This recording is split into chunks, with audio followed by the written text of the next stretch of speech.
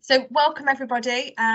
My name is Lauren Fleckney and I'm a practice consultant with SafeLives, and I'm here today with Greg Mangham from Only a Pavement Away to talk about his charity and his service. So Greg, just be really interested if you could tell us a bit about your service and the work that you do. Right, yeah. Well, firstly, thanks, Lauren, for giving us this opportunity. We have been going since October 2018. I suppose the way to look at this is that we are a conduit between charities and organisations that represent people who have been or are facing homelessness, people who are leaving prison, and people who have left the military with either emotional or physical issues. We then, through our jobs board, which is totally free of charge to all users, link them up with forward-thinking hospitality companies, and they range from pub companies to hotel chains, to contract caterers, to distributors, manufacturers, anybody who's involved in hospitality. And the way we work it is we have a login process. So the employers don't get sort of bombarded by people applying for jobs when they're not actually interested. They're put forward by their support worker or caseworker.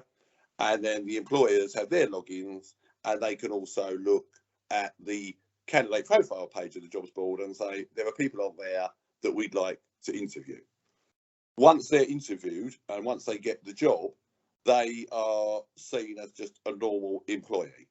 However, the only difference is that we say to our employer partners, you have to react with empathy, not sympathy, because sympathy ruins the programme and then, as you know, ostracises the client. But you have to treat them with empathy and understand that they have needs. Like, you know, if you come out of prison, you get up in the morning when all the lights go on. So it might be timekeeping. If you come from homelessness, then your confidence isn't great.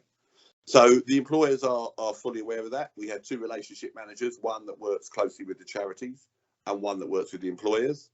If there is an issue with someone once they've been employed, then Amy and Dolores step in, liaise with the charity, and we either move that person to another position or to another company, or we work with the charity to say they're just not suited for hospitality.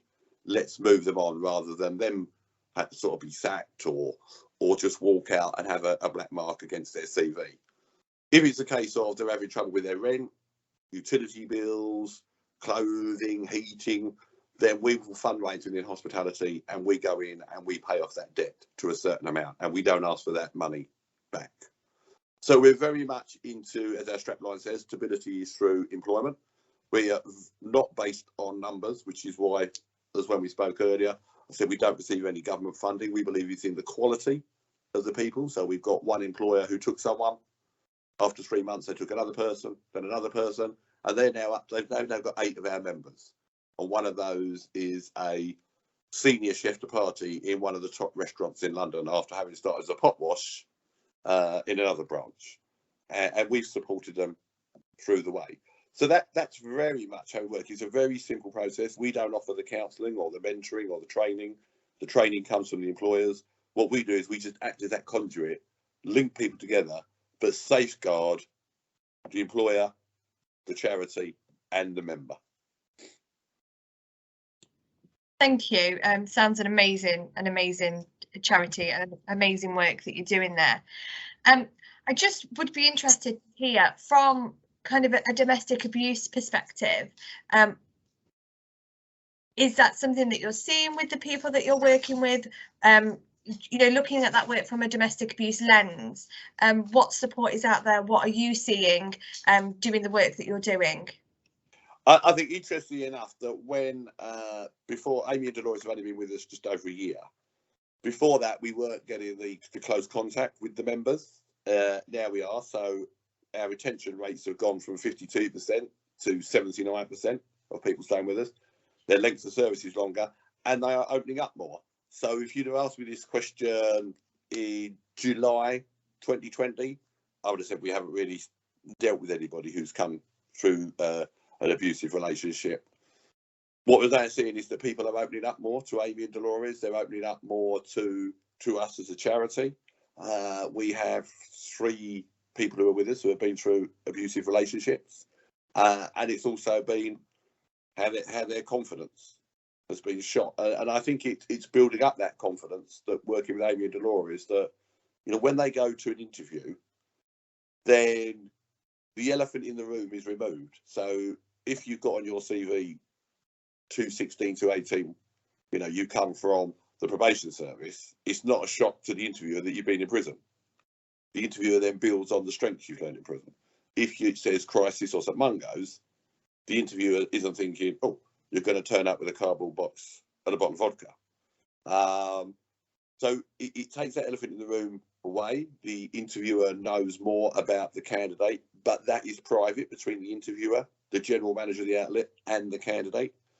And I think what we found is the three people we've got have gone into an interview and they've been able to talk when someone says, you know, I see that you've come through this charity or that charity, and this is the first time you come through. We've got someone who's the first time they've been for a job in 15 years and have been through a very abusive relationship. They're happy to talk about it now. You know, they actually, we ran a program for the Life Skills Hub that they shared it with the rest of the group, and the rest of and then other people came out and talked about it. So I think the way we work is people can disclose or not disclose what their backgrounds are. I think we're starting to see people coming out of prison that have been through that abusive situation. I think there are people who have ended up in prison or gone to the military when they're 16, coming out when they're 22, because they may have come from a dysfunctional family. And yet at 22, when they come out of prison or the military, that dysfunctional family is still there. So I think it's what's coming to us is that there doesn't seem, apart from people like your organisations and the other charities that help people who've been through abuse, I think there's a lot of talk about it at government level. I think there is a disconnect between the MOD, MOJ, Homeless Ministry. You know, we talk to charities that to go out on outreach programs in certain parts of the country, and we'll find people who you know are trying to find refuge in this country, and are trying to be brought into the sex gangs and abusive relationships. So I think there's a discourse. I think if it worked for charities like yourselves and it worked for industries that really want to help, I think the situation would be a lot worse. And we're working on a thing called the collaboration event, where we're trying to bring all the charity senior people together, loads of hospitality chief execs, getting a plan together, and then saying to the government, this is what's happening. This is what you need to do. We've got someone who's come out of prison, could have ended up going back into not an abusive relationship, but a situation where he was on a low rung of a gang, and he was put in a halfway hostel with just a mattress. So we supplied bed linen, sheets, towels, clothes. We got him a table and chairs, small TV. You know, government departments hadn't talked to each other. There was only one way that guy was going to go. That was going to go back to the gangs. That's where he was going. Because if you've got nothing and someone offers you £500, you take it. And I think it's people who have come through those abusive relationships, the three people we've got, it's giving them that support and that empathy. And I think the respect, you know, the way we position it with their employer is to say that for one of those people who's been through that relationship and gone into work, you know, what does the recruiter say? The recruiter actually turns around to that person and says, you have got courage. You've got the integrity, the sustainability, the tenacity that I'm looking forward to join my team. You know, they would have I? Well, yeah, because I couldn't have been through what you've been through. I wouldn't have had the strength to continue and bring up a family, and I wouldn't have the courage to be here today. And that's all about, well, hang on a minute, how do we bring out the characteristics they don't know they've got into a stronger situation and to give them a pass on life, you know? Thank you, Greg. And I'm really interested to hear what your plans are for the future of Only a Pavement Away, excuse me, and also how you can support other charities, or how charities can get in touch with you to support the work that you're doing as well. Right, yeah. I mean, our plans for the future is that with the right organisational structure, the thing I have to say is that we've got a very strong board of trustees. We will never have a board of directors. That is something that we have agreed. And it's said respectfully, we need foot soldiers. We won't have sort of a board of directors that's on, you know, earning 1.2 million between them. Our main focus is that we need to have those foot soldiers out there, because that's what we've proven with our retention levels, is that's what gets people into work and keeps them there.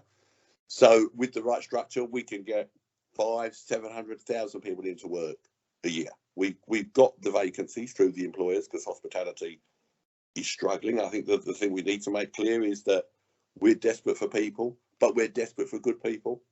And what we've seen through the segments that we deal with is that if you don't want to go back in a doorway or be homeless, if you don't want to go back in prison and you want to restart your life after the military, you have that work ethic. You've come out with a work ethic. You know, again, that person lying in a doorway or being homeless, you've got a work ethic because you don't want to go back. If you come out of prison, you've got a work ethic because the more jobs you do, the better perks you get. And if you come out of the military, you've got a work ethic because that's the process. So we would like, our aim, and not our target, our aim is to get the 500,000-700,000 people into work a year.